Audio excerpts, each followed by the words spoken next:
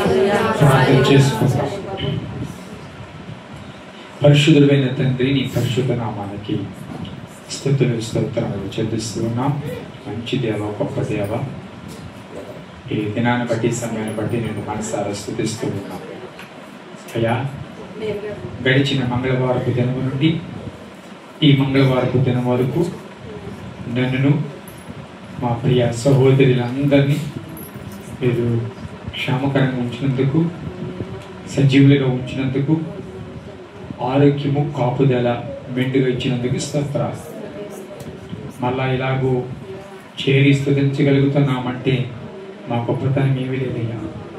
దీని వెనక అయ్యా మనీతో లేకపోతే ఒక ప్రయాస కాదు, కానీ ఇక్కడికి మేము రావడం వెనక మాత్రం నీ ప్రయాసం ఉందయ్యా. నీ చిత్తం ఉంది, నీ ఉద్దేశం ఉంది. వందనాలు. ఎన్నో పర్యాయాలు ప్రభా నీ యొక్క ప్రయాస, నీ చిత్తాన్ని చాలాసార్లు విస్మరిస్తున్నాం. క్షమించండి ప్రభా. అడుగు తీసి అడుగు వేయాలి అన్న దాని వెనక నీ కృప. ఒక దినం తొమ్మిది మరొక దినం చూడాలంటే దాని వెనక నీ ప్రయాస మా జీవితంలో ఉంది నాయన. వందనాలు అయ్యా. కొద్దిమందిగా చేరి స్తుతిస్తూ ఉన్నాం. కొద్ది నిమిషాలు నీ బలమైన, స్పష్టమైన, శక్తి కలిగిన స్వరాన్ని వినిపించేయండి అయ్యా. ప్రజలు నీ మాట కోసం వచ్చినారు. సందర్భం ఏదైనప్పటికీ, స్థలం ఏదైనప్పటికీ కూడా ప్రభా, కూడికి ఏదైనప్పటికీ కూడా మీరు మాట్లాడే దేవుడుగా ఉన్నారు. స్తోత్రం. ఎక్కడిద్దరు ముగ్గురు కూడి ఉంటారు అక్కడ ఉంటానన్నావు కదా. మీ మాట నమ్మదగినది కాబట్టి నమ్ముతూ ఉన్నాం. మాట్లాడండి నాయన. నేను దినాన్ని మీరు మాట్లాడారు అయ్యా నాయన. అయ్యా నాయన స్తోత్రాలు. మరొకసారి మమ్మల్ని మేము నీకు అప్పగించుకొని వచ్చినాం. ఎవరు నిజముగా ఆత్మ సంబంధమైన ఆకలితో కూర్చున్నారు, అలాగే ఎవరు నిజంగా అనాలోచనగా కూర్చున్నారు, ఎవరు నిజంగా ప్రభా రావాలని మాత్రం వచ్చారో వివిధ తరగతులు కలిగిన ప్రజలుగా చూస్తూ ఉన్నాం. ఎవరు ఏ తరగతిలో ఉన్నారో, ఎవరు ఏ స్థితిలో కూర్చున్నారో నువ్వు చూస్తున్న దేవుడు కాబట్టి, ఒకవేళ అనాలోచనగా ఎవరు కూర్చున్న ప్రభా నీ వాక్యం చేత ముడిపడడానికి సాక్ష్యం అయ్యా. ఒకవేళ వచ్చాము అన్నట్లుగా, ఒకవేళ వచ్చినప్పటికీనైనా వారితోనైనా తప్పకుండా నన్ను ఈ స్థలానికి దేవుడే తీసుకొచ్చాడు అని గ్రహించి వెళ్ళగలిగిన కృప దయచేయండి. కాబట్టి మీరు మాట్లాడవలసిందిగా, ప్రతి ఒక్కరిని సంధించవలసిందిగా నన్ను నేను అప్పగిస్తున్నాను.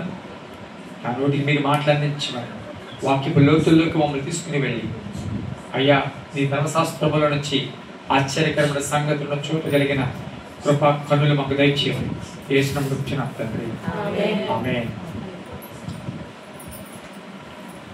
వాక్య భాగాన్ని చూద్దాం. దేవునికి మహిమ కలుగును కాక. హల్లెలూయా, హల్లెలూయా. వాక్య భాగాన్ని చూద్దాం. మత్తయి శుభవార్త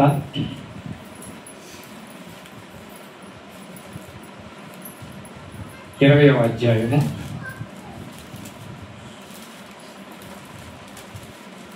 20వ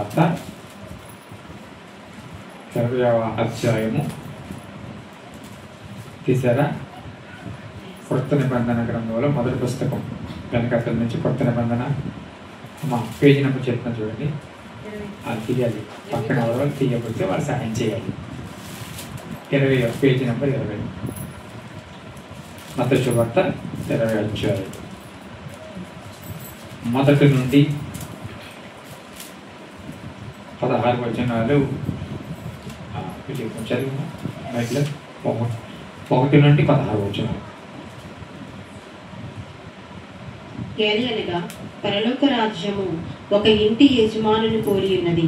అతడు తన ద్రాక్ష తోటలో పనివారిని కూలికి పెట్టుటకు ప్రొద్దున్న బయలుదేరి దినములకు 1 దేనారము చొప్పున పనివారితో ఒడబడి తన ద్రాక్ష తోటలోనికి వారిని పంపెను. తరువాత అతడు దాదాపు 9 గంటలకు వెళ్ళి సంత వీధిలో ఊరక నిలిచిన్న మరికొందరిని చూచి, మీరును నా ద్రాక్ష తోటలోనికి వెళ్ళుడి, ఏమి న్యాయమో అది మీకిత్తునని వారితో చెప్పగా వారు వెళ్ళిరి.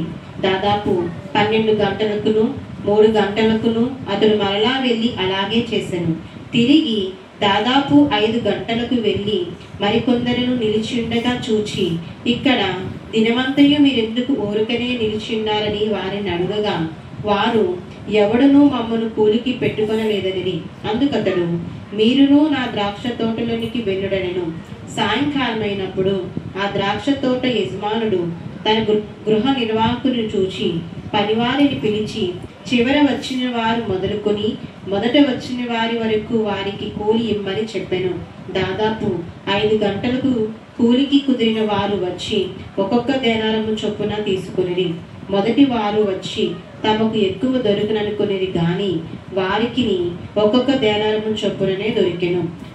వారది తీసుకొని చివర వచ్చిన వీరు 1 గంట మాత్రమే పనిచేసినను పగలంతయు కష్టపడి ఎండబాధ సహించిన మాతో వారిని సమానము చేసితివే అని ఆ ఇంటి యజమాని మీద సనుగుకొనిరి. అందుకతడు వారిలో ఒకని చూచి, స్నేహితుడా, నేను నీకు అన్యాయము చేయలేదే. నీవు నా యొద్ద 1 దేనారముకు వడబడలేదా? నీ సొమ్ము నీవు తీసుకుని పొమ్ము.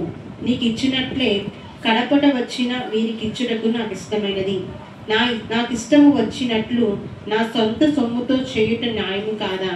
నేను మంచివాడనైనందున నీకు కడుపు మంటగా ఉన్నదా అని చెప్పెను. ఈ ప్రకారమే కడపటి వారు మొదటి వారగుదురు, మొదటి వారు కడపటి వారగుదురు. దేవుని నామానికి మహిమ కలుగును గాక. హల్లెలూయా, హల్లెలూయా. ప్రియ దేవుని బిడ్డలారా, దేవుని మహాకృపను బట్టి ఈ మంగళవారపు కూడికలు ఆశీర్వాదకరంగా దేవుడు జరిగిస్తూ వస్తూ ఉన్నారు. మరి సహోదరి సుగుని గారు ఇక్కడ ఈ స్థలంలో 7 వారాల పాటు ఈ కోడికలు జరగాలని కోరుకున్నారు. మనం 2వ వారంలో ఉన్నాం. గడిచిన వారము దేవుడు ఆశీర్వాదకరంగా జరిగించి ఉన్నారు. మరి గడిచిన వారంలో దేవుడు మత్తయి సువార్త 13వ అధ్యాయం నుంచి సముద్రములో నానా విధములైన చేపలు అనే ఉపమానం ద్వారా కొన్ని విషయాలు మనతో మాట్లాడి ఉన్నారు. కొన్ని వారాలుగా యేసు ప్రభు వారి ద్వారా చెప్పబడినటువంటి ఉపమానాలను మనం జ్ఞాపకం చేసుకుంటూ ధ్యానిస్తూ వస్తున్నాం. ఒక్కొక్క ఉపమానాన్ని బైబిల్ గ్రంథంలో నుంచి ధ్యానించుచు పరిశుద్ధాత్మ దేవుడు మనకి నేర్పుతున్న పాఠాలను ఆయన సహాయం చేత గుర్తించగలుగుతూ సరిచేసుకోగలుగుతూ మళ్ళీ మనం క్రమపరుచుకోవడానికి దేవుడు కృప చూపుతున్నారు అందరి ఎడల అనే నమ్ముతూ ఉన్నాను. ఎందుకంటే దేవుని వాక్యము అది నిరర్థకమైనది కాదు, నిష్ప్రయోజనమైనది అంతకంటే కాదు. ఆయన మాట వెల్లడి ఆగుతోడనే వెలుగు కలిగెను అంటే ఆయన నోటంటే ఒక్క మాట బయటకు వచ్చేటప్పటికి ఏం కలిగిందంట? వెలుగు పుట్టింది. అక్కడ ఆది కాండంలో వెలుగు కలుగును గాక అంటే ఏం కలిగింది? వెలుగు కలిగింది. మనం వెలుగు కలిగించాలి అంటే చెప్పండి, స్విచ్ వేయాలి.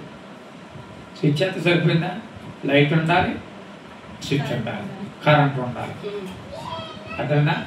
సో ఆయన అలా ఒక్క మాట పలికితే ఒక్క అమెరికాలో లేకపోతే ఒక కెనడాలో లేకపోతే ఒక ఆస్ట్రేలియాలో వెలుగు కలగలేదు. అంటే భూమి మీద అంతటి మీద కూడా వెలుగు కలిగింది. 200 పైగా దేశాలు కలిగిన ఈ భూమి మీద అన్ని చోట్ల వెలుగు కలిగింది సార్. కాబట్టి దేవుని సన్నిధిలో ఆయన మాట శక్తి కలిగింది. ఇంకొక మాట చెప్పాలంటే శూన్యములో సమస్తమును సృష్టించగలిగింది ఆయన మాట. ఏదైనా ఒక వ్యక్తి తయారు చేయాలి అంటే ఆ వ్యక్తికి తయారు చేయడానికి ఏదో ఒక వస్తువు ముందు ఉండాలి. ఏదైనా ఒక కుర్చీ తయారు చేయాలంటే వాడికి ముందు చెక్క ఉండాలి, రైట్? ఒక ఇల్లు కట్టాలంటే మెటీరియల్ ఉంటుంది. ఏదైనా ముడి సరుకు లేనిదే ఏది ఇక్కడ దాకా పెట్టుకుని స్టవ్ మీద చెప్పండి కూర అయిపోతుందా? అవదు. దాంట్లో అన్నీ వేసి వండితే అప్పుడు కూర అవుతుంది. కాబట్టి దేవుడి వాక్యానికి మాత్రం వాడు శూన్యములో సమస్తమును కలుగు చేసి చెప్పండి శూన్యములో సమస్తమును కలుగు చేసి అని ఏమీ లేకపోయినా, అక్కడ జరగడానికి అవకాశం లేకపోయినా, కలగడానికి అవకాశం లేకపోయినా, వనరులు లేకపోయినా, ఏమీ లేకపోయినా దేవుని మాట అక్కడ ఆయన కలుగు చేస్తాది అనే సంగతి జ్ఞాపకం చేసుకోండి. నీ జీవితంలో అన్ని మూయబడిన దేవుని వాక్యము తప్పకుండా కార్యం చేస్తారు. నీ జీవితంలో అవకాశం లేకపోయినా కార్యము చేయగలిగిన శక్తి దేవుని వాక్యానికి ఉంది అనే సంగతిని నువ్వు జ్ఞాపకం చేసుకోవాలి. కాబట్టి కొన్ని వారాలుగా ప్రభు పలికిన ఉపమానాలను మనం ధ్యానించుకుంటూ ఉన్నాం. చాలా ఉపమానాలు ఉన్నాయి. ఒక్కొక్క ఉపమానాన్ని ఒక్కొక్క వారంలో మనము ధ్యానించుకుంటూ వచ్చి ఉన్నాం. గడిచిన వారంలో వరకు మత్తయి సువార్త 13వ అధ్యాయంలోని ఉన్న ఉపమానాలను ఒక్కొక్కటిగా ధ్యానించుచూ వచ్చాం. ఇప్పుడు మనం ఈ చదువుకున్న ఈ యొక్క 20వ అధ్యాయం 1 నుండి 16వ వచనాలు, ఇది కూడా పరలోక రాజ్యానికి సంబంధించిన ఉపమానం. ఆయన ఉపమానాలు ఎక్కువ భాగము పరలోకం గురించి ఉపమానాలుగా ఇక్కడ మనం చూస్తూ ఉన్నాం. గడిచిన వారాల్లో చూసిన ఉపమానాలు కూడా పరలోక రాజ్యం ఎలా ఉంటుందా, పరలోక రాజ్యం నానా విధములైన చేపలు, పరలోక రాజ్యం మంచి ముత్యము లాంటిదని, ఇలాగ ఎన్నో విషయాలను పరలోక రాజ్యం ఒక విలువ, దాన్ని సంపాదించుకోవడానికి ఎలాగున్నది, దాని యొక్క స్థితి ఎలా ఉంటుందని ఒక అర్థమయ్యే రీతిలో, దాని ప్రాధాన్యత, దాని ప్రాముఖ్యత ఎంత గొప్పదో అర్థమయ్యే రీతిలో ఉపమానాలను ప్రభువారు పలికారు. ఇక్కడ కూడా పరలోక రాజ్యాన్ని మరి మరొకసారి అది ఎలాగుంటుందో దానిని పోలుస్తూ ఇక్కడ ఈ ఉపమానము చెప్పబడింది. 16 వచనాలు చదువుకుందాం. ఈ 16 వచనాల్లో మనం చూసినట్లయితే ముందు అందులో ఉన్న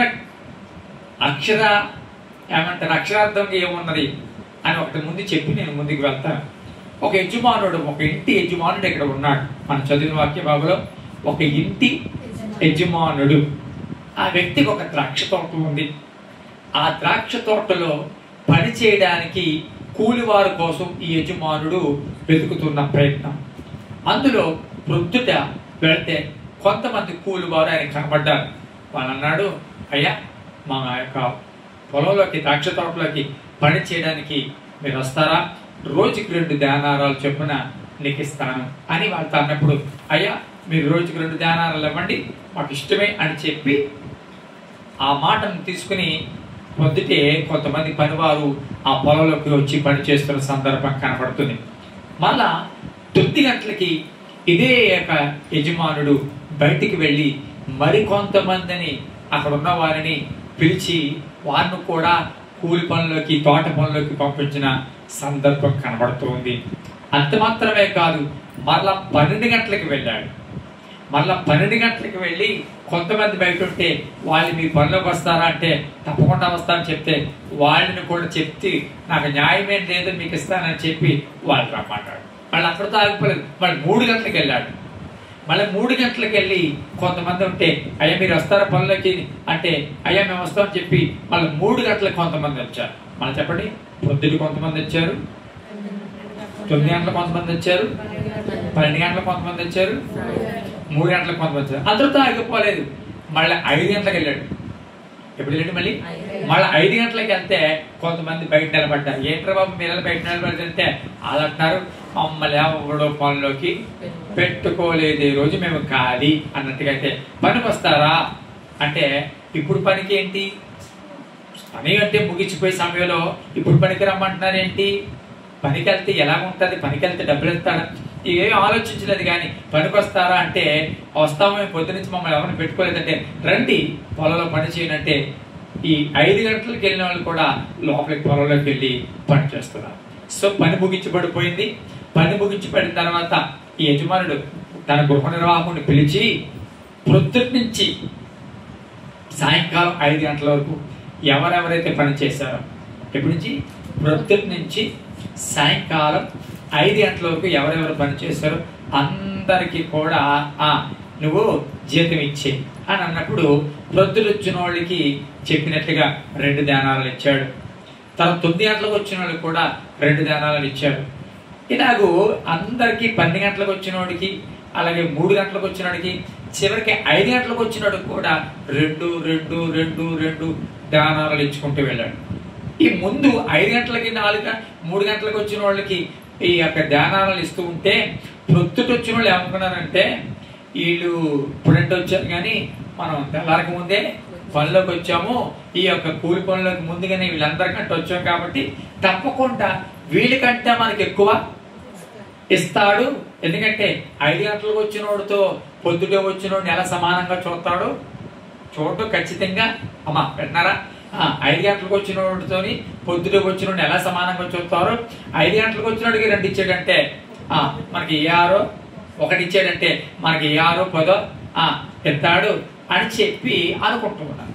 కానీ విచిత్రం ఏంటంటే అందరికీ చెప్పండి ధ్యానారాలు ఇచ్చుకుంటూ వెళ్ళిపోయాడు. గమనించండి. అయితే ఇది అక్కడ మనకున్న ఉపమానంలో ఉన్న అక్షరార్థం. ఆ మాట అర్థమవుతుందా? అక్షరార్థంగా కనబడేది ఇది. అందులో చివరికి ఒక మాట అంది, మొదటి వారు కడపటి వారు అవుతారని, కడపటి వారు మొదటి వారు అవుతారు. మళ్ళీ చెప్పండి. మొదటి వారు కడపటి వారు అవుతారు. మళ్ళీ చెప్పండి. ఇది తెలిసే వాక్యం అందరికీ తెలుసు. తెలియదు ఏముంది? మొదటి వారు కడపటి వారు అవుతారని, కడపటి వారు మొదటి వారు అవుతారని.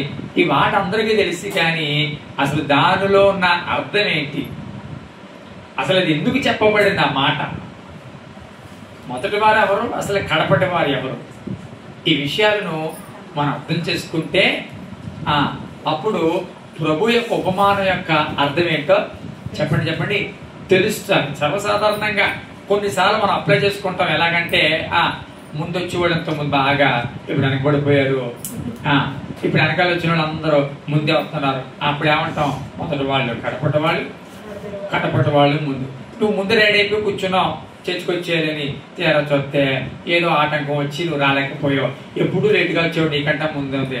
అప్పుడు ఆమె చూసి ఏమంటావు? నువ్వు కడపటివాడు మొదటివాడు కడపటివాడు అని చెప్తాం. అని చాలా విషయాల్లో ఈ మాటను అప్లై చేసుకుంటూ ఉంటాం. అదేనండి మరి మొదటి వాళ్ళు కడపటి వాళ్ళు అంటే, కడపటి వాళ్ళు అంటే మొదటి వాళ్ళు అవ్వడం అంటే ఇదేనండి అంటాం. ఎప్పటి నుంచో పాతుకుపోయిన నీకు సరైన ప్రార్థన ఇవ్వకుండా ఆ మాట అవుతుందా? ఇప్పుడు రక్షణ పొందిన వాళ్ళకి ప్రార్థన ఇచ్చారు. అదేనండి చెప్పండి. మొదటి వాళ్ళు కడపటి వాళ్ళు అవుతారంటే మరి ఇదే కడపటి వాళ్ళు మొదలు అని మొత్తానికి అన్నిటికీ మనకి వాక్యం ఏముంది? మనకి ఎన్ని నాటికైనా అప్లై చేసేసుకోవచ్చు. మన ఇష్టం. దేనికైనా నిద్ర రాకపోయినా అప్లై చేసుకోవచ్చు, తలపూట వచ్చినా అప్లై చేసేసుకోవచ్చు, ఏదైనా అప్లై. కాబట్టి గమనించండి, ఇక్కడ చదివిన వాక్య భాగంలో అక్షరార్థం. ఇందులో బాగా గమనించండి. 5 గ్రూపులు ఉన్నాయి. ఎన్ని గ్రూపులు? 5 గ్రూపులు. మొదటి గ్రూపు ప్రొద్దుటే వచ్చిన గ్రూపు, ప్రొద్దుటే పనిలోకి వచ్చేసారు వాళ్ళు. రెండవ గ్రూపు 9 గంటలకు వచ్చారు. ఆ మాట అర్థందా? 9 గంటలకు వచ్చారు. మూడో గ్రూపు 12 గంటలకు వచ్చారు. ఎన్ని గంటలకి? 12 గంటలకు వచ్చారు. ఇంకో గ్రూప్ ఉంది, వాళ్ళు 3 గంటలకు వచ్చారు పనులకి. ఇంకో గ్రూప్ ఉంది 5 గంటలకు వచ్చారు. నేను అట్లా అంటాను, పనికి రావాల్సిన సమయం ఇప్పుడు అసలు ప్రొద్దుటే రావాలి. అసలు ప్రొద్దుటే వచ్చిన వాళ్ళు ఉన్నారు, రైట్, బాగుంది. కానీ మరో 9 గంటలకి నేను అంటాను, అసలు వీళ్ళు వచ్చారా తీసుకొచ్చారా? ప్రశ్న వేసుకో.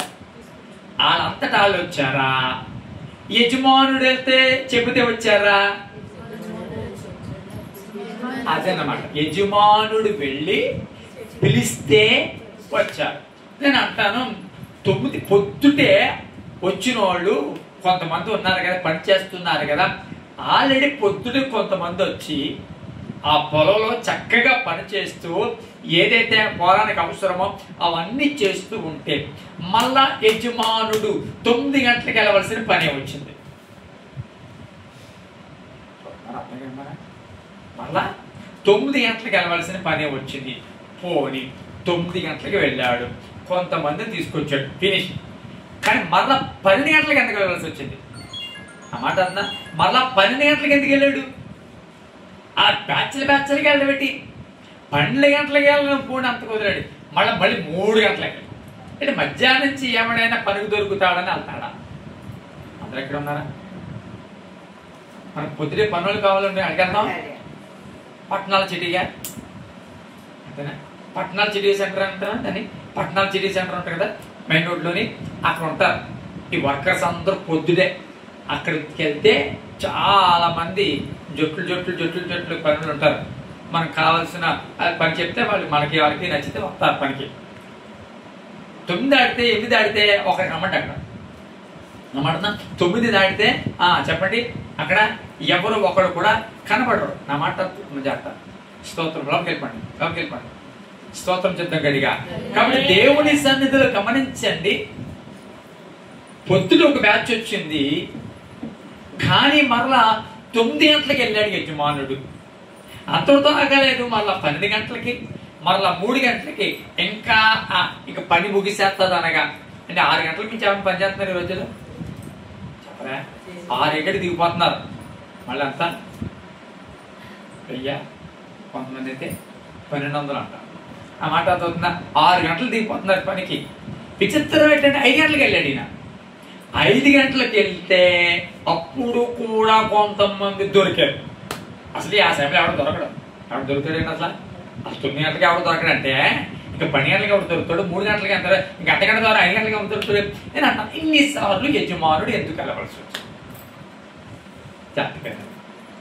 పొద్దుట వెళ్ళిన వాళ్లే కనుక సరిపోతారు, పొద్దుట వెళ్ళిన వాళ్ళే ఈ పొలం పనంతా అయిపోతాది అని అనుకుంటే యజమానుడు 9 గంటలకు మళ్ళా రాకపోను.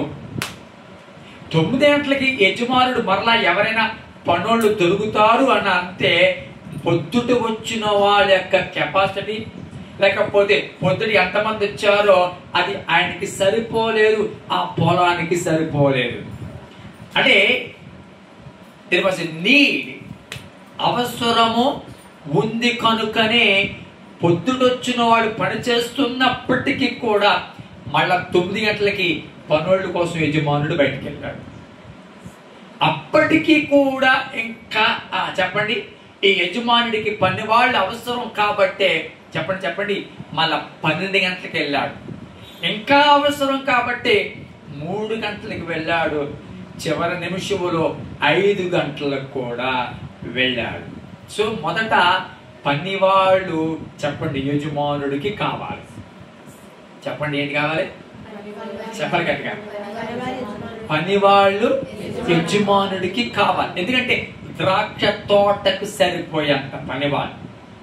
ఆ ద్రాక్ష తోటలో ఎంతమంది పని చేయాలో, ఆ ద్రాక్ష తోట ఎంతమంది పని చేస్తే అది చక్కగా తయారు చేయబడతాదో దాని ఉద్దేశంగా ఆలోచన చేసి ఈ యజమానుడు పనివాళ్ళు కోసము బయటికి వెళ్ళిన సందర్భం కనబడుతుంది. ప్రియదేవుని బిడ్డలారా, మొదటిది మనము అవసరత కనబడుతుంది. త్వరగా నేను చెప్తాను. రెండవదిగా అక్కడ మనం చూసినట్లయితే పని అందరూ సమయాలు తేడా కానీ పని మాత్రము ఒకటే. దగ్గర ఉన్నారా? సమయాలు తేడా కానీ పని ఒకటే, చేసింది కూడా ఒక చోట. నా మాట అర్థమవుతుందా? పని ఒకటే, సమయాలు తేడా, రావడం తేడా, కానీ వచ్చింది మాత్రం ఒక స్థలములోనికే అనే సంగతిని జ్ఞాపకము చేసుకోవాలి. తర్వాత ఎప్పుడోలో జాగ్రత్తగా ఎప్పుడోలో ప్రొద్దున వచ్చిన వాడికి ఎలాగైతే ఇచ్చారో ఇంచుమించుగా తర్వాత వచ్చిన వాడికి కూడా మీరు చూసినట్లయితే ఇచ్చారు. 5 గంటల కూలీల వారికి కూడా ఒక్కొక్క దేనారము ఇచ్చిన. మొదటిదా బట్ ఫస్ట్ వచ్చిన వాళ్ళకి ఎంత అన్నాడు? వాళ్ళు 1 దేనారమే కదా. సో పొద్దుటొచ్చిన వాళ్ళతో ఒక దానవరం చెప్పాడు, ఓకే అని వచ్చారు. 12 గంటలకు వచ్చిన వాడికి, 9 గంటలకు వచ్చిన వాడికి, 3 గంటలకు వచ్చిన వాడికి, చివరి 5 గంటలకు వచ్చిన వాడికి ఒక దానారం ఇచ్చాడు. అంటే సమయాలు వేరైనప్పటికీ కూడా యజమానుడు ఇచ్చింది మాత్రం ఒకటే. నేను మిమ్మల్ని అడుగుతాను, జాగ్రత్తగా సమాధానం చెప్పండి. జాగ్రత్తగా చెప్పక్కర్లేదు, మామూలుగా చెప్పండి. ఈ యజమానుడు న్యాయవంతుడా అన్యాయస్తుడా అని చెప్పండి. అబద్ధాలు చెప్పండి. అన్యాయస్తుడే న్యాయవంతుడా? న్యాయవంతుడే న్యాయవంతుడే సమానం కాదు, సమానం కాదు.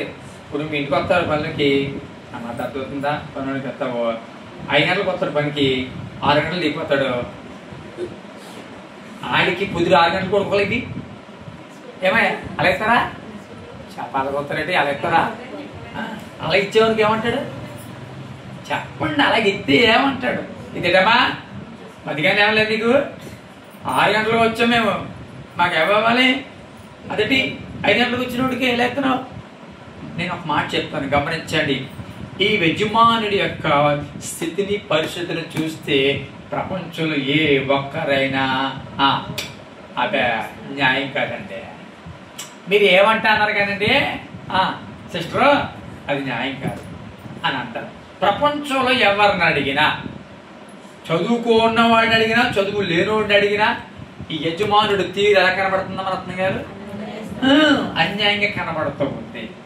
మరి అన్యాయంగా కనబడే యజమానుడితో పరలోక రాజ్యం పోల్చబడిందా? నా మాట యజమానుడితో పోల్చబడింది పరలోక రాజ్యం. మరి యజమానుడితో పరలోక రాజ్యం పోల్చబడుతుంటే ఈ యజమానుడు ఇక్కడ ఎలా కనబడతాడు? మనకి అన్యాయస్తుడు. మరి అన్యాయస్తుడిగా కనబడుతున్నాడంటే పరలోక రాజ్యము, పరలోక రాజ్యాన్ని ఏలే దేవుడు అన్యాయస్తుడా అంటే ఇప్పుడు మీరు అందరూ కాదు కాదు కాదు అంటారు. అందరూ కాదని అంటారు. కానీ దీన్ని చూసి మాత్రం అవును అవును అవును అంటారు. ఎలాగూ కాదు, ఎలాగవును? చూడ్డానికేమో అవునన్నట్టుగా కనబడుతుంది, కానీ ఎలా కాదనగలము? అసలు ఆయన్ని కాదనడానికి ఏ కారణాలు కనబడుతున్నాయి అందులో అంటే గమనించండి. సహజంగా ఈ యజమానుడు ఎవరికి ఎక్కువ ఇష్టమవుతాడు చెప్పండి? ఈ యజమానుడు ఎవరికి ఎక్కువ ఇష్టమై ఉంటాడంటే 5 గంటలకు వచ్చినోడికి. అంతేనా? ఎవరికి ఎక్కువ ఇష్టపడతాడు? అయ్యారు 5 గంటలకు వెళ్ళినా మనకి పొద్దు వచ్చినతో సమానంగా. ఎవరికి అయిష్టంగా మారతాడు? 6 గంటలకు వచ్చినోడు దృష్టిలో ఈ యజమానుడు అన్యాయస్తుడు. 5 గంటలకు వచ్చిన దృష్టిలో యజమానుడు జాలి కలిగిన వాడు. ఎవరెవరు? 5 గంటలకు వచ్చినోడు దృష్టిలో ఈ యజమానుడు దేవుడు. ఎవరా? దేవుడు. రేపు వచ్చేమన్నా అంటే మళ్ళీ 5 గంటలకు వస్తాడు. రేపు వచ్చేమన్నా వచ్చేస్తాం, నెల రోజులంతా చేయమన్నా చేసేస్తాం. ఎందుకు? యజమానుడు దేవుడు. దేవుడు అంటే కొంతమందికి యజమానుడు చెప్పండి అన్యాయస్తుడిగా, కొంతమందికి ఈ యజమానుడు దేవుడులాగా కనబడ్డాడు. నిజంగా ఆ అన్యాయస్తుడుగా కనబడిన వారి దృష్టిలో కూడా అన్యాయస్తుడేనా? దేవుడు అనేవారి దృష్టిలో పోలిస్తే అతను దేవుడిగా గుర్తింపబడుతూ ఉన్నాడా? అసలు ఏమిటి అని మనం ఆలోచించినట్లయితే యజమానుడు ప్రభువుకి సాదృశ్యం. ఎవరు? ప్రభువుకి చెప్పండి ప్రభువుకి సాదృశ్యం. పనివాడు నీవు నేను. ఎవరు పనివాళ్ళు? ఎవరు? అందరు చెప్పాలి. ఎవరు? అందరు చెప్పండి. పనివాళ్ళు ఎవరు? ఆయా. ఈ ద్రాక్ష తోటలో పనివాళ్ళు మనకు సాదృశ్యమో, యజమానుడు ప్రభువుకి సాదృశ్యము. ద్రాక్ష తోట సంఘానికి కావచ్చు, పరలోక రాజ్యానికి సంబంధించిన కావచ్చు, ఆయన పని నిమిత్తం పనిచేసింది కావచ్చు. ద్రాక్ష తోట దానికి సాదృశ్యంగా ఉంది. ప్రియదేవుని బిడ్డలారా, 6 గంటలకి వచ్చిన వాడు వచ్చేటప్పుడే యజమానుడు ఏమన్నా తెలుసా, రే అబ్బాయి పనికొస్తావా, వస్తానయ్య గారు, నీకు ఒక దానారం ఇస్తాను, ఇష్టపడి వస్తావా అన్నారు. అయ్యా ఒక్క దానారా, ఓకే అని వచ్చాడు. ఆ మాట్లాడుతుందా, ఓకే అని ఆ ఒక్క దానారానికి ఒప్పుకుని వచ్చాడు. మిగతా 9 గంటలకు వచ్చినోడితో ఏమన్నాడు తెలుసా, ఒకటిస్తాను అనలేదు, నాకు న్యాయమైనది ఏదో అది నీకు ఇస్తానన్నాడు. అది న్యాయమైనది అంటే దానారం కావచ్చు, దానారంలో సగం కావచ్చు, లేకపోతే భోజనం పెట్టేసి డబ్బులు ఇవ్వకుండానా పంపించేసి, ఏది నా దృష్టికి న్యాయమో అది నేను చేస్తాను అన్నాడు. ఇంకా అదే మాట 12 గంటలకు వచ్చినోడితోను, అదే మాట 3 గంటలకు వచ్చినోడితోను, అదే మాట 5 గంటలకు వచ్చినోడితో చెప్పాడు. గమనించండి, మొదటి వాడితోనేమో ఒక దానారం ఇస్తానని చెప్పాడు, మిగతా వాళ్ళతో ఎంత ఇస్తానని చెప్పలేదు. నాకు న్యాయమైనది, నాకు తోచింది ఇస్తానని చెప్పాడు. పనిగిటప్పటికి ఆయనకి న్యాయం అనిపించింది, ఆయనకు తోచింది, ఆయనకి ఇవ్వాలనిపించింది. వాళ్ళతో పాటు వీళ్ళని కూడా సమానంగా ఇద్దామని. ఇది ఆయనకి ఎవరు ఆలోచన ఇచ్చింది కాదు. అలాగని ఈ 9 గంటలకు వచ్చినోడు, 12 గంటలకు వచ్చినోడు, 3 గంటలకు వచ్చినోడు, 5 గంటలకు వచ్చినోడు అడిగింది కూడా కాదు. ఇది ఆ యజమానుడు మనసుకు వచ్చింది. అది యజమానుడి మనసుకి వచ్చింది, నాకు ఇవ్వాలనిపించింది, ఇచ్చాను. పొద్దునొచ్చిన వాళ్ళు అతనితో ఆతో సమానంగా మిగతా వారికి ఇస్తూ ఉంటుంటే ఇది ఎక్కడ న్యాయమో, ఇది ఎక్కడ న్యాయం? మేము పొద్దున్నే వచ్చేసాము పనిలోకి, సమానంగా వాళ్ళతో పాటు 6 గంటల వరకు పనిచేసావా, మాకొమ్మ ఒక దానారం ఇచ్చావా? 9 గంటలకు వచ్చినోడు, 12 గంటలకు వచ్చినోడు, 3కి వచ్చాడు. ఈ బ్యాచ్ ఉంది, ఇది మహా గొప్ప బ్యాచ్. 5 గంటలకు వచ్చేవాళ్ళు, వాళ్ళకి కూడా మాతో పాటు సమానంగా ఒక్కొక్క దానారం ఇస్తావా అని ఈ పొద్దునొచ్చినోడు ఈ యజమానుడి మీద కోప్పడుతూ ఉన్నాడు. ఇదేంటయ్యా అంటే యజమానుడు అంటున్నాడు పొద్దునొచ్చినోడితో, ఇలా 2 అబ్బాయిలు, అయ్యా చెప్పండి, నీకు ఎంత ఇస్తానన్నాను, నీకు ఎంత ఇస్తానన్న పనిలోకి వచ్చినప్పుడు ఒక దానారం ఇస్తానన్నాను, ఇచ్చానా లేదా? ఇచ్చానండి. తక్కువేం చేశానా? తక్కువ ఇచ్చేది. ఇచ్చావా లేదా? ఇచ్చాను. రైట్, బాగుంది. మరి ఒక దానారం నీకు ఇచ్చాను కదా, నీకేమీ తక్కువ చేయలేదు కదా, నీకు ఏదేది ఇస్తానన్నానో అది ఇచ్చాను. నీకు ఇవ్వవలసింది నీకు ఇవ్వకపోతే అందులో తగ్గిస్తే అయ్యా ఏంటయ్యా నా కష్టాన్ని నువ్వు చూడలేదు అని నువ్వు అడగాలి. కానీ నీకు ఇవ్వవలసింది నేను నీకు ఇచ్చాను. అయితే నీకేంటంటే తెలుసా, నీతో పాటు మిగతా వాళ్ళకి సమానంగా ఇచ్చాను కొడుకుమాట. మిగతా వాళ్ళకి సమానంగా ఇచ్చానని కడుపు మంట నీకుంది. ఇది అందరికీ నీతో పాటు వాళ్ళకి సమానంగా ఇవ్వడం పెట్టి, నీకంటే వెనకాల లేటుగా వచ్చారు, నీకంటే తక్కువ పని చేశారు, కానీ నీతో సమానంగా వాళ్ళకి ఇవ్వడం ఏంటనే కడుపు మంట ఉంది. అయితే ఒక మాట చెప్పి జాగ్రత్తగా, డబ్బు నాది. ఎవరిది? డబ్బు నాది. ఇవ్వాలన్న ఆలోచన చెప్పండి నాకు కలిగింది. ఇది ఎవరినో బట్టి నేను ఇవ్వట్లేదు, నాకు మనసు కలిగింది, ఇవ్వాలన్న ఆలోచన పుట్టింది కాబట్టి నేను ఇస్తున్నాను. నా డబ్బు నేను ఇస్తున్నాను, నీకు అభ్యంతరం ఏంటి? నీకు కష్టం ఏంటి? నీకు ఇవ్వచ్చింది, నీకు ఇవ్వాలన్నది ఇవ్వకపోతే నువ్వు అడగాలి అని మాట్లాడుతూ ఉన్నాడు. స్తోత్రం చెప్తాం. అందరూ చెప్పాలి. ఇక్కడ అన్నారా? హల్లెలూయా, హల్లెలూయా. ప్రియ దేవుని బిడ్డలారా, దేవుని సన్నిధిలో పరలోక రాజ్యానికి అర్హత, లేకపోతే పరలోక రాజ్యములకు వెళ్ళడానికి, లేకపోతే రక్షణ పొందిన వారు కావచ్చు, లేకపోతే ఆయన ఎరిగిన వారు కావచ్చు, నేను అంటాను అందరూ అందరూ అందరూ ఒకే సమయంలో రారు. అందరూ ఒకే సమయంలో రారు. పొద్దుడొచ్చిన వాళ్ళు అంటే ప్రారంభంలోనే ఎరిగిన వారు ఉండొచ్చు, కాస్త వయసు అయిన తర్వాత ఎరిగిన వారు అవ్వచ్చు, ఇంకా కాస్త వయసు ఎరిగిన తర్వాత అవ్వచ్చు. కొంతమంది ముసలోళ్ళు అయిన తర్వాత కూడా దేవుణ్ణి అంగీకరించిన వారు కూడా ఉండొచ్చు. నేను ఒక మాట అడుగుతాను, అసలు ఇక్కడ ఈ కాంటాక్ట్ ని ఎవరు ఎప్పుడు వెళ్ళినా సరే ఆయన జీతం ఒకలాగిస్తాడన్న దృష్టితో చూడదు. ఇది జీతం ఇచ్చే పని కాదు ఇక్కడ. మీరు అలాగంటే ఈ మాట మీరు అడగచ్చు, పాస్టర్ గారు ప్రతి వానికి వాని క్రియలు చొప్పున ప్రతిఫలం ఇస్తాడన్నాడు, ఎవరికి ఇవ్వాల్సిన జీతాన్ని ఆయన సిద్ధపరుస్తానన్నాడు. జీతం అనేది చేసే పనిని బట్టి ఇవ్వాలి కదా, కష్టాన్ని బట్టి ఇవ్వాలి కదా. ఆ కాంటెక్స్ట్ లో చూస్తే ఇది రాంగ్. ఆ ఉద్దేశంతో ఆ ఆలోచన చేస్తే చెప్పండి ఇది రాంగా కాదా? చెప్పండి. ఇది గమనించండి, ఇది జీతం ఇచ్చే పని కాదు, ఇది అడిగింది కాదు, అడిగితే వీళ్ళకి ఇచ్చింది కాదు. జాగ్రత్తగా వినాలి.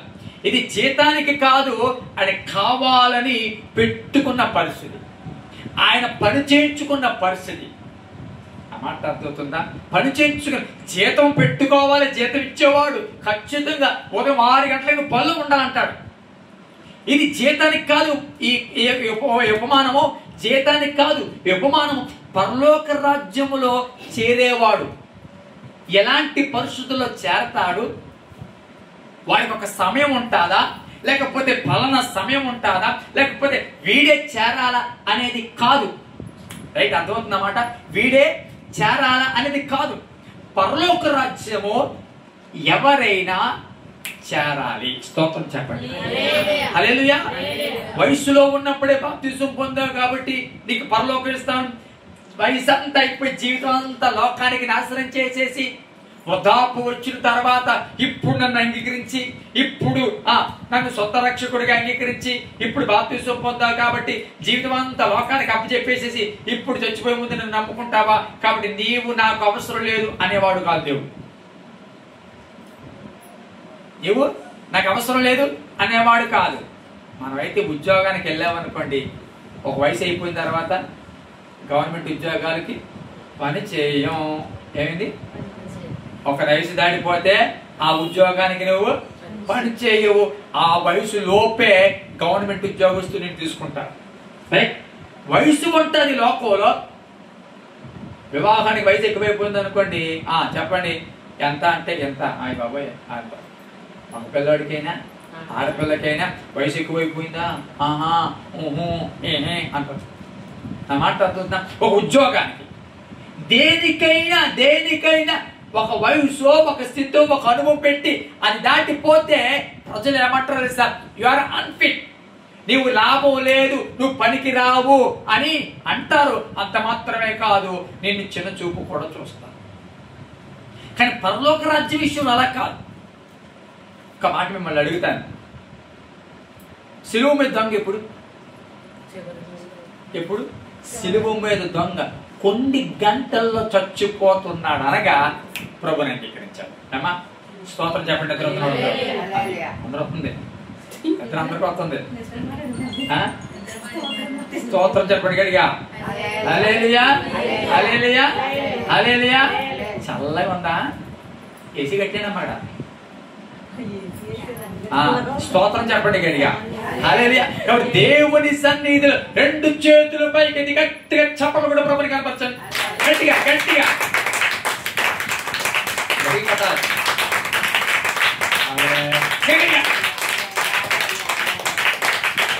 మంట పట్టాలి, చేతుల్లో మంట పట్టాలి. అది చేశారా? అంటే పాపం మంగళవారం ఒక్కరోజే మనకి ప్రార్థన, సోమవారం నుంచి శనివారం వరకు, మంగళవారం తప్ప అందరూ మధ్యాహ్నం. ఇది అలవాటు. పొద్దున ఈ బెండకాయ పులుసు మొఖం పెడతావు ఎల్లుగోడికి, ఏ బెండకాయ పులుసు, ఈ ఉల్లి పులుసు, ఈ చింత పులుసు పెడతావు, పట్టుకుపోతాడు బాక్స్. తర్వాత మనమే ఇంకేముంది? స్తోత్రం చెప్పండి గడిగా. హల్లెలూయా, హల్లెలూయా. రైట్, బాగా జాగ్రత్తగా వినండి. దేవుడి సన్నిధిలో పరలోక రాజ్యానికి చేరడానికి దేవుడు వయస్సును నియమించలేదు. అఫ్కోర్స్ యవన ప్రాయములో దేవుడి కాడి మోయుట నరునికి మేలు, మంచిదే. సృష్టి వృద్ధాప్యం బాల్యమున నీ సృష్టికర్తను మరణకు తెచ్చుకోవడం అది అవసరమే. ఇవన్నీ దేవుడు చెప్పినవే. కానీ ఒకవేళ వృద్ధాప్యులో మాత్రం ఒకవేళ రక్షణ పొందావు అంటే వృద్ధాప్యులను అవసరం లేదు అనేవాడు కాదు. మొదలు జ్ఞాపకం చేసుకోండి. జాగ్రత్తగా వినాలి. ఈ వాక్యంలో ఈ యొక్క స్టేజెస్ ఉన్నాయి కదా, ఒక్కొక్క స్టేజు ఉదయం స్టేజు 9 గంటలకి, 12 గంటలకి, 3 గంటలకి, 5 గంటలకి యజమానుడు అవసరం వచ్చి కావాలని పిలుచుకుని లోపలికి పని చేర్చుకోవడానికి తీసుకువెళ్ళాడు. ఇచ్చేటప్పుడు అందరికీ సమానంగా ఇచ్చుకుంటూ వచ్చాడు. అంటే దాని అర్థం పరలోక రాజ్యములో అందరికీ అవకాశము ఉంది. అంటే అందరికంటే మళ్ళీ కొంపదీసి రక్షణ పొందకపోయినా అటు ఇటు తిరిగేసిన శుభ్రంగా అని అనుకోకండి. అందరికీ అంటే దాని అర్థం నువ్వు రక్షణ ఏ వయసులో ఒకవేళ పొందినప్పటికీ, అంటే ఒక్కొక్క మాట చెప్తారు ఇక్కడ, తెలిసి కూడా ఇంకా కొంత లోకంలో చూద్దాం, ఇంకా కొన్ని మొక్కలు ఉన్నాయి, ఇంకా కొన్ని ఉన్నాయి, అవన్నీ అయిన తర్వాత చేసుకుందాం అంటే అది కూడా ఒప్పుకోడు. ఒక్కసారి నువ్వు తెలిసిన తర్వాత రక్షణకు చెప్పండి నువ్వు పోస్ట్ పోన్ చేయకూడదు. ఏం చేయకూడదు? ఒక్కసారి సత్యం ఎరిగిన తర్వాత ఇది సత్యము, ఈయన నా కొరకు ప్రాణం పెట్టాడు, రక్తం కార్చాడు అన్న తర్వాత నువ్వేం చేయకూడదు? అనే విషయంలో పోస్ట్ పోను చేయకూడదు, ఆలస్యం చెప్పండి చేయకూడదు. కొంతమంది ఇదే పని అండి, క్రిస్మస్ అయిపోతుంది కొందరా జాంపేట్కి అంటారు, జాంపేట్ అయిపోతుంది కొందరా గుడ్ ఫ్రైడేకి అంటారు, గుడ్ ఫ్రైడే కొందరు అంటే ఎక్స్ట్రా కూడా పునరుత్థానం అవుతుంది అంటారు. అవి వాయిదాలు వేసుకుంటూ వస్తారండి. అసలు రక్షణకి అంత అయిపోయిన తర్వాత మా అమ్మ ఒప్పుకోవట్లేదు అంటారు, అంత అయిపోయిన తర్వాత మా నాన్న ఒప్పుకోవట్లేదు అంటారు, లేకపోతే ఇంకొకరు ఒప్పుకోవట్లేదు అంటారు. అంత అయిన తర్వాత ఎంతమంది అండి వాళ్ళు ఒప్పుకోవట్లేదు వీళ్ళు ఒప్పుకోవట్లేదు అని చెప్పి అలా పోస్ట్ చేస్తూనే ఉంటాడు. ఏదో ఒక రోజు ప్రాణం వదిలేస్తాడు, అయిపోయింది. బాగుంటుంది దానికి పోస్ట్ పోన్ చేసుకుంటూ అది ఇదిగో పొందు. అందుకే నేడే రక్షణ దినం అన్నాడు. ఎప్పుడు మేడే కాదు, నేడే. మేడే అంటే కార్మిక దినోత్సవం. నేడే రక్షణ దినము, ఆలస్యం చేయకూడదు. గమనించండి, ఇక్కడ అసలు విషయానికి వస్తున్నాను, జాగ్రత్తగా వినండి. ఈ మొదటి వాళ్ళకి ఈ యజమానుడు నచ్చలేదు. అయితే ఒక మాట జ్ఞాపకం చేసుకోవాలి, ఏంటంటే మొదటి వారు పనులోకి వచ్చింది ఒక ఒప్పందం ద్వారా వచ్చారు. ఎవరగా చెప్పాలి గట్టిగా, అందరు చెప్పండి. వాడితో ఒక ఒప్పందం. ఏంటి ఒప్పందం? ఒక ధ్యానారం. మళ్ళీ చెప్పండి అందరూ. ఒక ధ్యానారం ఇస్తారు, ఒప్పందం. 9 నుంచి 5 గంటల వాడికి ఎవరికి ఒప్పందం లేదు. 9 నుంచి సాయంత్రం 5 గంటల వరకు వచ్చినవాడు ఎవరితో ఒప్పందం లేదు. మొదటి వాడుతోనే ఒప్పందం. ఒక మాట చెప్తాను, మొదటి బ్యాచ్ ఒప్పందంతో వచ్చిన బ్యాచ్. అది చెప్పండి. మొదటి బ్యాచ్ ఒప్పందంతో వచ్చిన బ్యాచ్.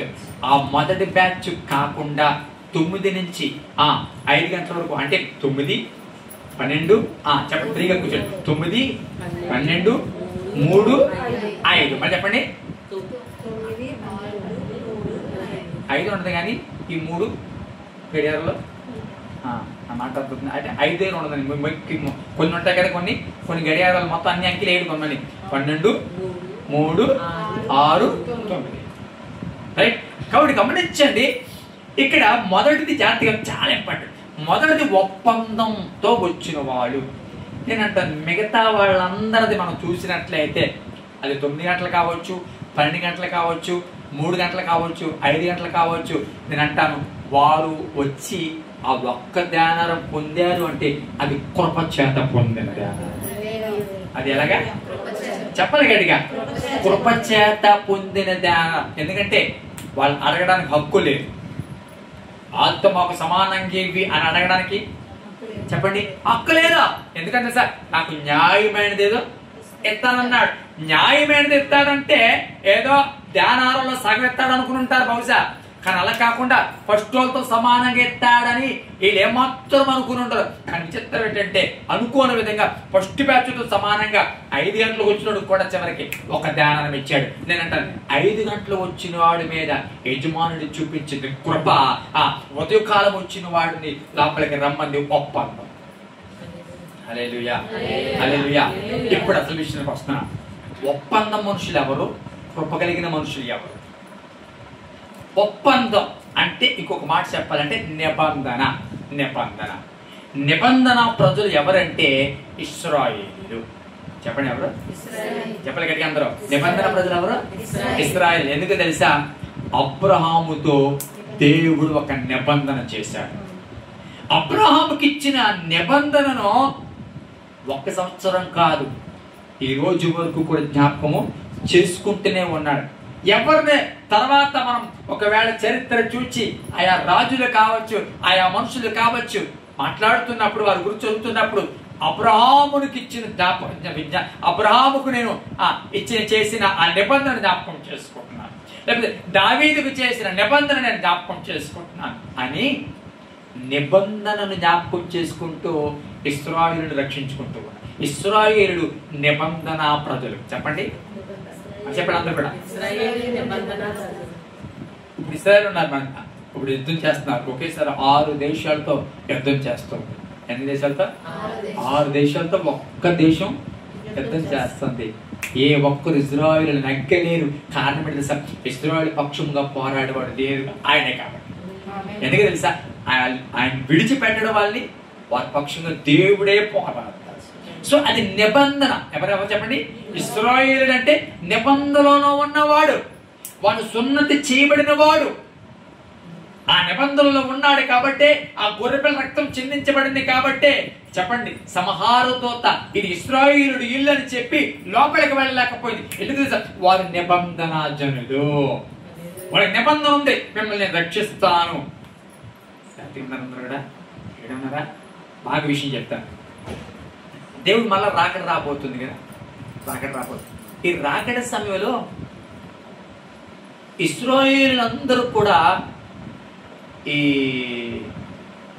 పర్వతము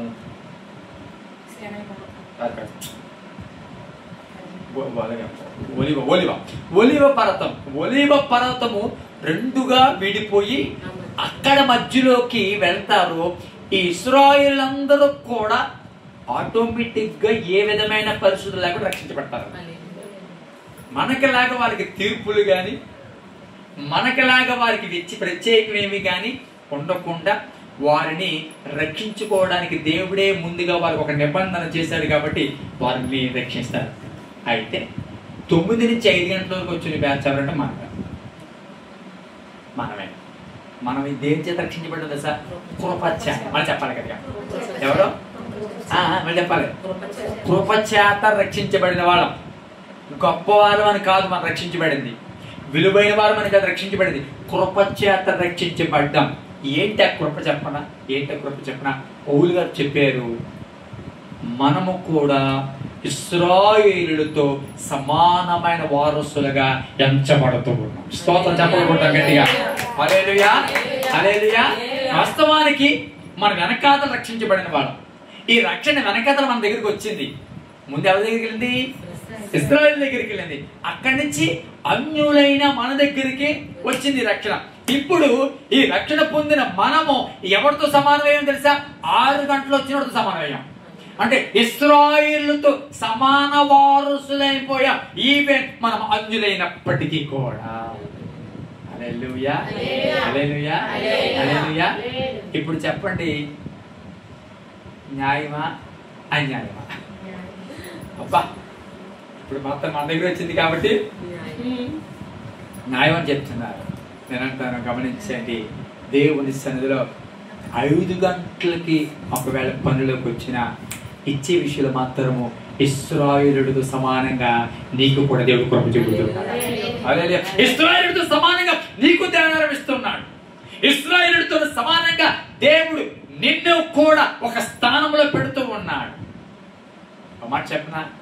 12 గోత్రాలతో సమానంగా 12 మంది అపోస్తలులు కూడా సింహాసనాలు వేయబడతారు. హల్లెలూయా. గోత్రాలు ఎవరు? పాత నిబంధన వాళ్ళు. అపోస్తలులు ఎవరు? చెప్పండి. ఇప్పుడు పాత నిబంధన గోత్రకర్తలతో సమానంగా కొత్త నిబంధన గ్రంథంలో అపోస్తలులకు సమాన హోదాని కల్పించాడు. ఇది లైట్ గా వచ్చిన మన 2000 సంవత్సరాల నుంచి ఎరిగిన వాళ్ళు మనం.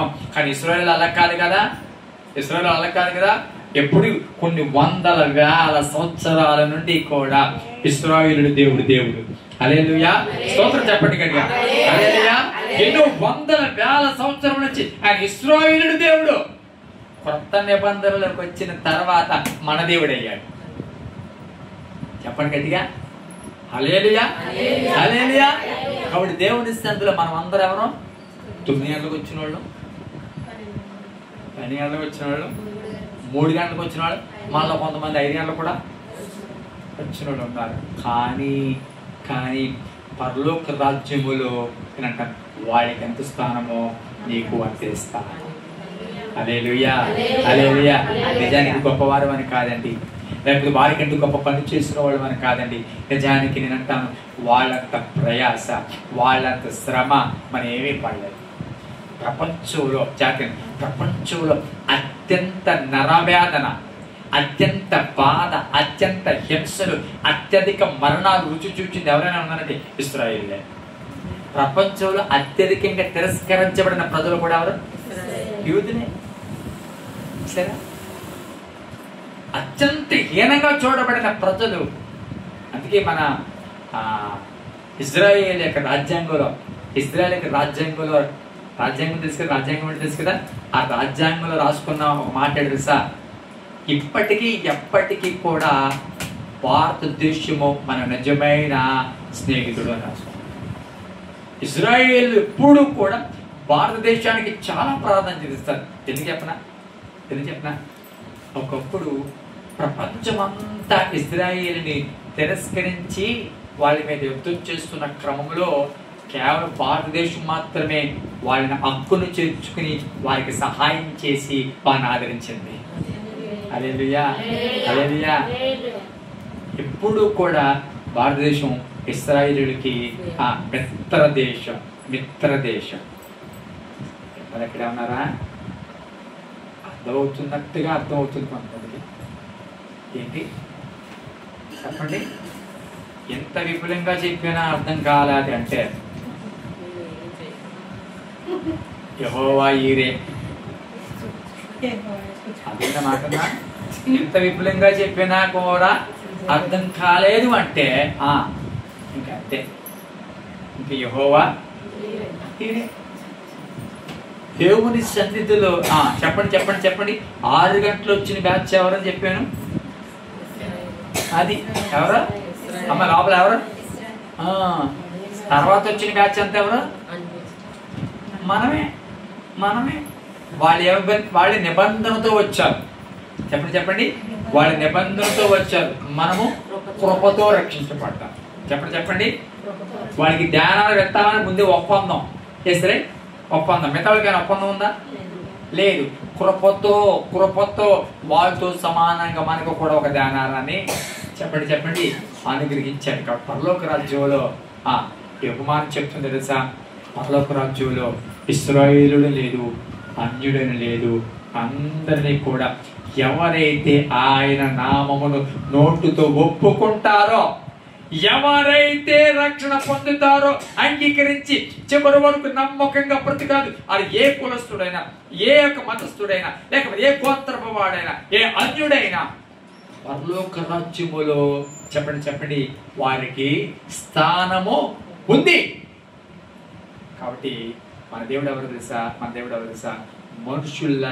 మనుషుల్లాగా నీ స్థితిని బట్టి, నీ డబ్బును బట్టి, నీ రంగును బట్టి, నీ కులాన్ని బట్టి, నీ చదువును బట్టి, నీ అందాన్ని బట్టి, నీ ఉద్యోగాన్ని బట్టి, నీ బంగారాన్ని బట్టి ప్రేమించి నిన్ను ఆదరించేవాడు కానే కాదు. మనం ఏమీ కాకపోయినా కృప చొప్పున మనల్ని ప్రేమించాడు.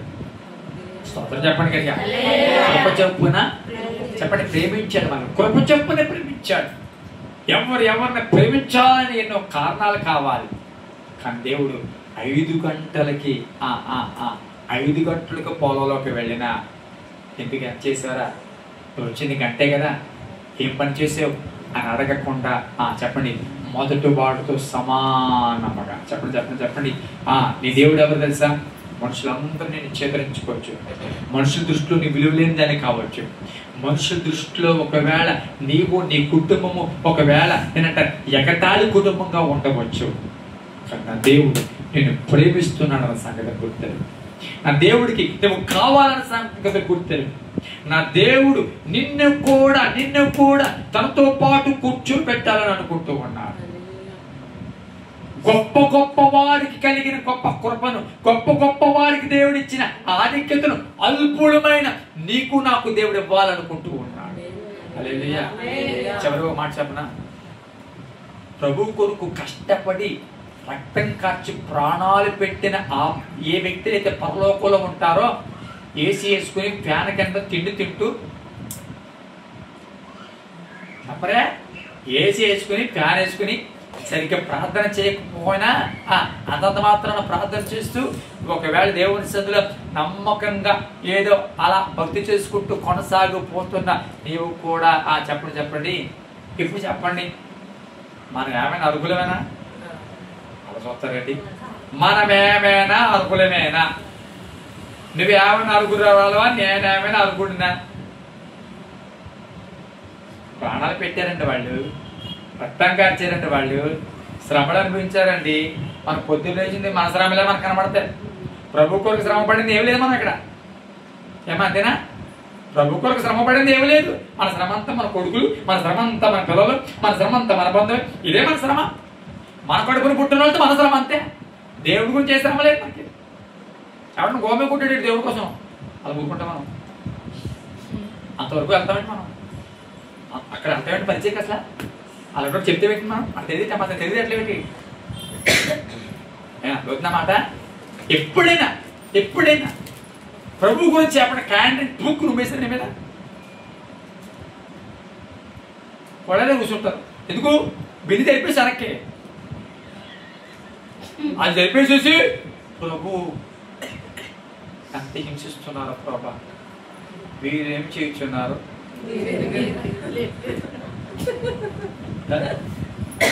వీరేం చేయించున్నారు కనుక క్షమించి ఇవి చేసింది మామూలుగా.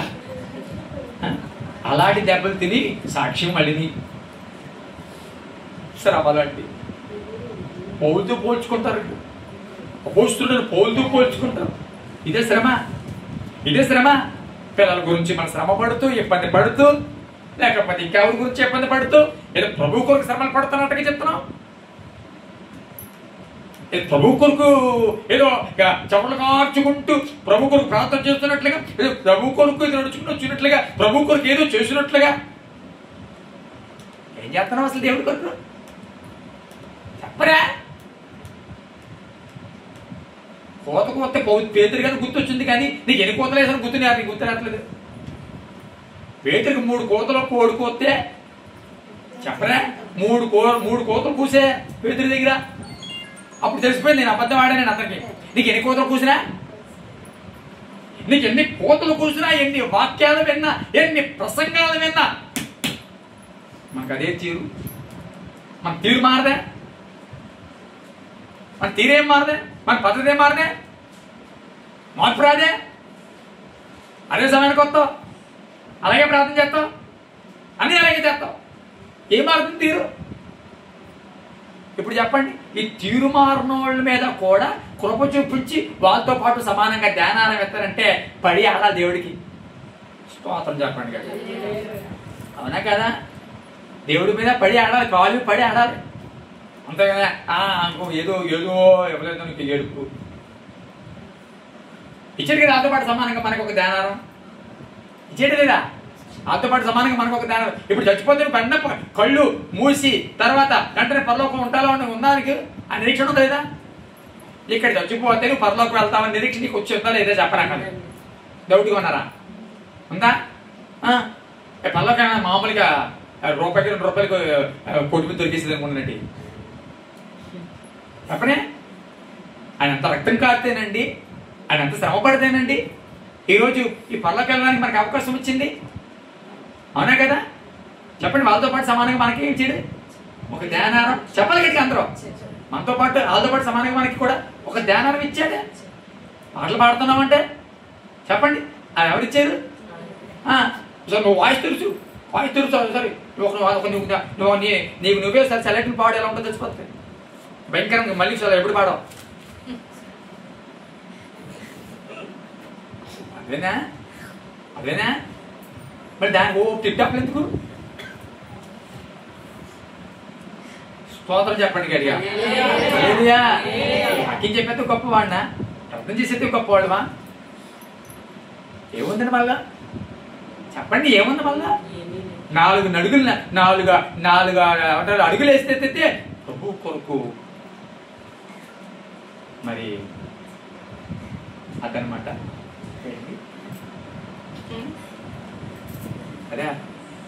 అదే శ్రమ ఆదివారం ఆటో దొరకకపోతే నడిచొచ్చాం అది శ్రమ ఏంటి తిప్పి కొడితే 3 గంటలు ఉంటావు కోసం మొత్తం మీద అది కొంచెం పొద్దున తాగేసి ఇది చెప్పండి ఇప్పుడు దేవుని కృప కాదు ఇది చెప్పండి దేవుని కృప కాదా ఇప్పుడు చనిపోతే పరలోక రాజ్యంలో వెళ్తామన్న ధైర్యం మనకు ఉందే ఎవరెవరైనా ముందు మన చచ్చిపోయారు అందరూ అక్కడ ఉంటారు స్తోత్రం హల్లెలూయా అవునా కాదా ఆయన మాటలు ముగిస్తున్నాను దేవుని సన్నిధిలో వారి నిబంధనతో వచ్చారు మన కొత్త నిబంధనలోకి వచ్చాము కృపతో రక్షించబడిన వాళ్ళం మనం అందరూ చెప్పండి గట్టిగా అందరూ కృపతో రక్షించబడిన నేను అంటాను నీ పని నిమిత్తం కాదు కానీ దేవుడు కృప చూపించి ధ్యానాన్ని వెళ్తున్నాడు నువ్వు ఎంత పని చేసావని కాదు అక్కడ నువ్వు ఎంత పని చేసావని కాదు దేవుడు కృప చూపించి వారితో సమానంగా నేను చూస్తూ ఉన్నాడు నేను అంటాను ఇప్పుడు అసలు విషయం చెప్పండి ఫస్టోడు వచ్చిన వాడి కంటే కృతజ్ఞత ఎవరికి ఉండాలి 5 గంటలకు వచ్చి మన మొఖాలుగా ఉండాలి అదా ఎవరికి ఉండాలి 5 గంటలకు వచ్చాడు మన మొక్కలుగా ఉండాలి ఎందుకంటే 5 గంటలకు వచ్చినా సరే పొద్దుడు వచ్చిన వాడితో సమానంగా ఒక దానారం చేస్తున్నాడని కృతజ్ఞత నీకంటే ఎక్కువ నీకేడాలి వాళ్ళకంటే కానీ ఏమి ఏడిసింది మనకి కృతజ్ఞత ఏమైనా ఏడిసింది మనకి కృతజ్ఞత ఏడిసింది మనకి దేవుడు అంటే కృతజ్ఞత మందిరం అంటే కృతజ్ఞత ఏమని ఏడిసింది మనకి దేవుని సన్నిధిలో నేను అంటాను ప్రభువా దావీదు జ్ఞాపకం చేసుకోలేని నిమిషం లేదు అతని జీవితం ఏంటో అయ్యా ఎంతటి వాడను నేను యేసయ్యా కొంతైనా యోగ్యుడను కానయ్యా ఎంతటి వాడను నేను యేసయ్యా కొంతైనా యోగ్యుడను కానయ్యా ఎంతగా నన్ను హెచ్చించుటకు ఈ స్థితిలో నన్నుంచుటకు ఎంతగా నన్ను హెచ్చించుటకు ఈ స్థితిలో నన్నుంచుటకు ఎంతటి వాడను నేను యేసయ్యా కొంతైనా యోగ్యుడను కానయ్యా ఎంతటి వాడను నేను యేసయ్యా కొంతైనా యోగ్యుడను కానయ్యా కళ్ళు మూసుకుందాం ప్రార్థన చేద్దాం thank you lord thank you lord